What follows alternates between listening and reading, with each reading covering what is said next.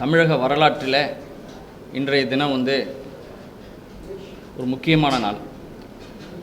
சேஷம்மாள் தீர்ப்பு 1972 தீர்ப்பிலே என்ன காரணத்தை சொல்லி அர்ச்சகராக முடியாது என சொல்லப்பட்டதோ, அதாவது ஆகமப்படி தான், வாரிசுரிமைப்படி அர்ச்சகர் நீக்கப்பட்டது சரி, ஆனால் ஆகமப்படி தான் அர்ச்சகர் நியமிக்க வேண்டும் என்றதை மையமாக வைத்து தான் 2006 உச்சநீதிமன்றம் தீர்ப்பு வழங்கியது, தடை வழங்கியது, இந்த அரசாணைக்கு தடை வழங்கியது.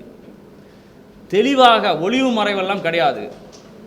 எங்களை தவிர பிற சாதியினர் கருவறைக்குள்ளே சென்று சாமி சிலையை தொட்டு வழிபட்டால், அர்ச்சனை செய்தால் அந்த கோயிலுடைய புனிதத்தன்மை கெட்டுவிடும், சாமி சிலை தீட்டுப்பட்டுவிடும் என சொல்லியே தான் அஃபிடவிட் தாக்கல் செய்து தடை உத்தரவு பெற்றார்கள். இன்றைக்கு 72 வழங்கப்பட்ட தீர்ப்பை மையமாக வைத்து இன்றைக்கு 2015 இன்றைய தீர்ப்பு விளைவுகள் என்னவாக இருக்கும்? ஆனால் மொழிகள் வேறாக இருக்கிறது, ஆனால் விளைவுகள் என்ன என்பது அரசினுடைய கையில் இருக்கிறது. 1.5 ஆண்டு காலம் இவர்கள் பயிற்சி முடித்து 206 அர்ச்சக மாணவர்களும் நடுத்தருவிலே நிறுத்தப்பட்ட நிலையில் மக்கள் உரிமை பாதுகாப்பு மையமும் மக்கள் கலை இலக்கிய கழக அமைப்பினரும் தமிழகம் முழுவதும் சென்று அர்ச்சக மாணவர்களை ஒன்று சேர்த்து அர்ச்சகர் பயிற்சி பெற்ற மாணவர் சங்கம் என்பதை உருவாக்கி உச்சநீதிமன்றத்திலே உள்ள வழக்கிலே நாங்களும் மனுதாரராக அதனுடைய தலைவர் வா அரங்கநாதன் அவர்கள் பெயரிலே மனு தாக்கல் செய்து நாங்கள் இறுதி வரை வழக்கை நடத்தினோம். இந்த வழக்கிலே இன்றைக்கு வழங்கப்பட்ட தீர்ப்பு சேஷம்மாள் தீர்ப்பிலிருந்து வேறு மொழியிலே, அதாவது என்னன்னா, ஒரு தீர்ப்பு பொது கோயிலில், நாங்கள் சொல்ல வருவது பொது கோயில், பப்ளிக் டெம்பிள், பொது கோயிலில் மற்ற இடங்களில் எப்படி பணி நியமனம் வழங்கப்படுகிறதோ இடஒதுக்கீட்டின் அடிப்படையில் தகுதி தான் முக்கியமானது. மாணவர்களுடைய தேர்வும் இடஒதுக்கீட்டின் அடிப்படையில் தான் 206 மாணவர்களும் தேர்வு செய்யப்பட்டார்கள்.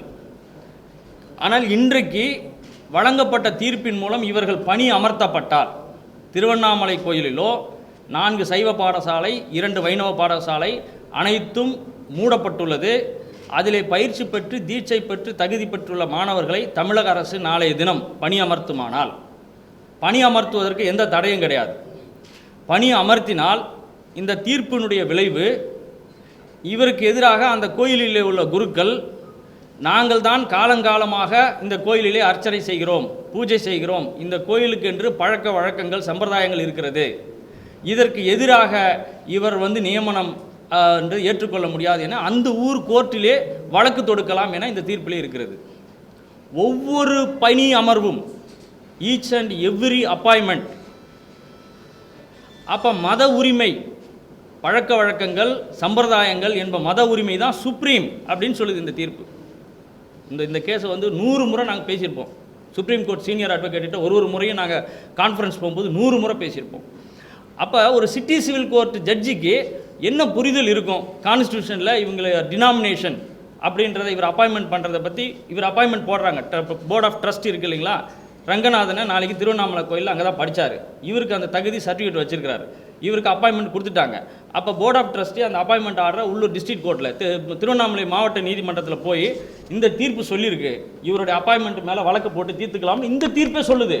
இதை வைத்து அந்த தீர்ப்பை போட்டு இது டிசைட் பண்ணுற வரைக்கும் இவர் அப்பாயின்மெண்ட் போடக்கூடாதுன்னு போட்டால் இமீடியட்டாக ஸ்டே ஆகிடும். அப்போ மதுரையில், திருச்சியில் எங்கே போட்டாலும் ஸ்டே ஆகிடும். அப்போ ஸ்டே ஆகணும்னா அதற்கு எதிராக எந்த வக்கீல் நடத்தணும்? ஜிபி நடத்தணும். அரசு வழக்கறிஞர் யார்? ஜிபி. இன்றைக்கு அதிமுக வந்துச்சுன்னா அதிமுக ஜிபி, அவர் வட்ட செயலாளர் இருப்பார், இல்லைனா மாவட்ட செயலாளர் இருப்பார். அவர் எப்படி கான்ஸ்டியூஷன்லையும் ரைட் டு ரிலீஜியஸையும் ஃபண்டமெண்டல் ரைட்டையும் அவர் எப்படி இன்டர்பிரட் பண்ண முடியும்? அப்போ இது இது இது தீர்க்கப்படலை, இந்த பிரச்சனை தீர்க்கப்படலைங்கிறத இந்த நேரத்தில் நாங்கள் சொல்கிறோம். ஆகமங்கள் என்று அவர்கள் சொல்வது சில இருக்குது, ஆனால் ஒவ்வொரு கோயிலுக்கும் இன்னும் ஆகமம், அதன்படி இந்த வாரிசில் வந்த இந்த அர்ச்சகர்கள் தான் இருக்கணும் என்பதற்கு எந்த ஆதாரமும் கிடையாது. உச்சநீதிமன்றத்தில் சக்திவேல் முருகனாரை வைத்து ஆகம விதி என்று இவர்கள் கூறுவதெல்லாம் ஆதாரமற்றது என்பதை நிறுவியிருக்கிறோம். அப்போ ஆகம விதின்னு எத்தனை ஆகமங்கள் கையில் இருக்குது அவர்களே காட்டட்டும். 1-2 இருக்குது, அதில் எதுவும் கிடையாது.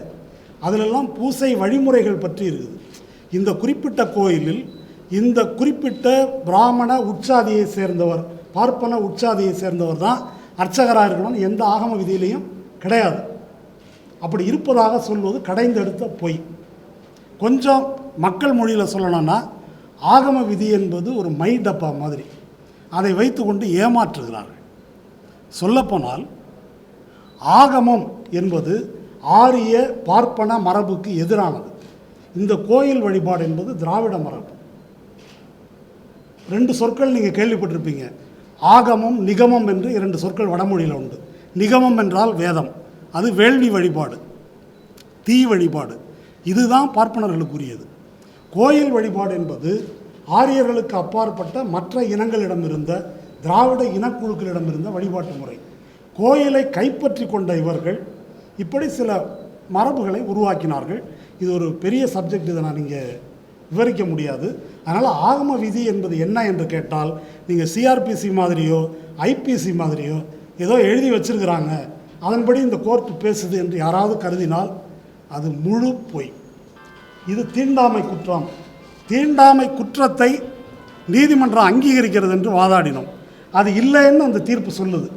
அது எப்படி சொல்லுதுன்னு கேட்டாக்கா, இன்னாரை தவிர வேறு யாரும் இந்த சிலையை தொடக்கூடாது, அப்படி தொட்டா தீட்டாயிடும் என்று தான் சொல்லியிருக்குதே தவிர, தலித்து தொட்டா தீட்டாயிடும், சூத்திரன் தொட்டா தீட்டாயிடும் சொல்லலை இல்லையா?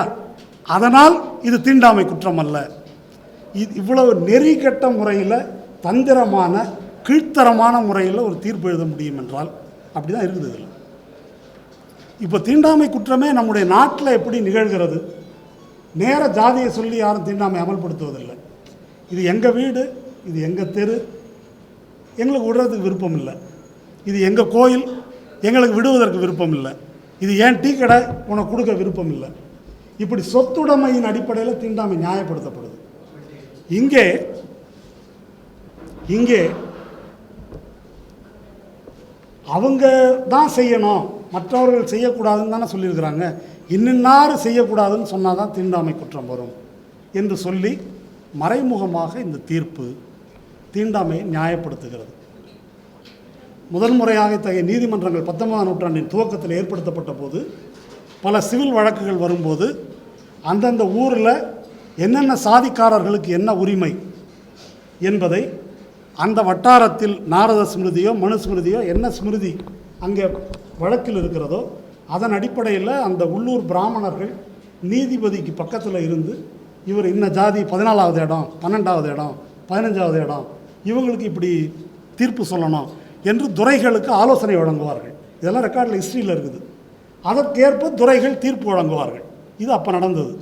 இன்று என்ன நடக்கிறது? இன்று அரசியல் சட்டத்திற்கு அந்த பார்ப்பனரின் இடத்தில் உச்சநீதிமன்றம் இருக்குது.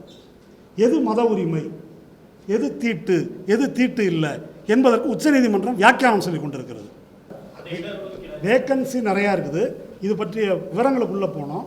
அதாவது இன்றைக்கு நியமிக்கப்பட்டிருக்கின்ற அர்ச்சகர்கள் 1971 சேஷம்மாள் தீர்ப்பு, வாரிசு அடிப்படையிலான நியமனம் கூடாது, அதற்கு கோருவதற்கு உரிமை கிடையாது என்று தெளிவாக சொன்ன பிறகும் கூட 50% மேலேயா 50% மேற்பட்ட அர்ச்சகர்கள் வாரிசு அடிப்படையில் தான் இன்றைக்கு நியமிக்கப்பட்டிருக்கிறார்கள். இன்று வரை பயிற்சி பெறாதவர்கள் அதில் கணிசமான பேர். அந்த புள்ளி விவரங்கள்லாம் நாங்கள் வெளியிட்டிருக்கிறோம். இவங்கெல்லாம் பயிற்சி பெற்றவர்கள். பயிற்சி பெறாதவர்கள் அவங்க சொத்து உரிமை மாதிரி அர்ச்சகன் மகன் அர்ச்சகன், சொந்தக்காரன் அர்ச்சகன் என்று பதவிகளில் இருக்கிறார்கள். அவர்களெல்லாம் அந்த பதவியில் இருப்பதற்கு தகுதியற்றவர்கள். இடமும் காலியாக இருக்குது. அவர்களெல்லாம் நீக்கப்படுவதற்கு எல்லா அடிப்படையும் இருக்குது. என்னுடைய 8 வருஷ போராட்டத்துடைய தோல்வி தான் நான் நினைக்கிறேன். 8 வருஷமாக அது தொடர்ச்சி நான் போராடினேன். ஆனால் இது எனக்கு தோல்வி தான் அந்த தீர்ப்பு. ஏன்னா கோயிலில் எல்லா சாதியினரும் அர்ச்சகராக ஆகலாம் அப்படின்றதான் என்னுடைய, அதுக்காக போராடிட்டுருக்கேன். ஆனால் அதில் ஆகம முறைப்படி இருக்கிற கோயிலில் போய் பணியிடம் செய்ய முடியாது, வேலை செய்ய முடியாது. ஏன்னா இப்போ நான் வேலை செஞ்சேன்னா அந்த கோயிலில் அவன் மறுபடியும் என்ன பண்ணுவான், வழக்கு போடுவான், மறுபடியும் தீண்டாமல் மறுபடியும் போராட்டம் தான். அது தீர்வே இல்லை அப்படின்றதான். இந்த அரசை நம்பினேன், அந்த அரசை இப்படி கை விடுன்னு நினைக்கல. ஆனால் இப்போது ஒவ்வொரு மக்களுடைய சுயமரியாதை பிரச்சனை, தன்மான பிரச்சனை இது. ஒவ்வொரு எல்லாருடைய தீண்டாமை இது என்னுடைய வேலை பிரச்சனை இல்லை. ஏன்னா இந்த 8 வருஷத்தெல்லாம் நான் தொடர்ச்ச பல போராட்டங்கள் பண்ணிகிட்ருக்கோம். என்னை அடித்தான் இந்து முன்னணிக்காரன். அதே போல் பார்த்தோன்னா உனக்கு வேறு வேலை வாங்கி தரேன், அரசு வேலை வாங்கி தரேன், உனக்கு எவ்வளோ பணம் வேணும், நான் பேங்க்கில் போடுறேன். எத்தனை பேர் தெரியுமா வந்து பேரம் பேசுகிறாங்க, இந்த சங்கத்தை வாபஸ் கேஸை வாபஸ் வாங்கினது எத்தனை பேர் பேரம் பேசுகிறாங்க தெரியுங்களா? ஆனால் வந்து இன்றைக்கி வரைக்கும் நான் தொடர்ச்சியாக அந்த பேரம் பேசாமல் இந்த கேஸை நின்று நடத்திட்டு இருக்கோம். எதுக்காக? ஒவ்வொரு மக்களுடைய தன்மான பிரச்சனை, சுயமரியாதை பிரச்சனை, கருவறை தீண்டாமைக்கு எதிரான பிரச்சனை நான் போராடிட்டு இருக்கேன். என்னுடைய வேலைக்காக இது இல்லை. ஆனால் வந்து தீர்ப்பு வந்து இப்படி சொல்லுவாங்கன்னு எதிர்பார்க்கல.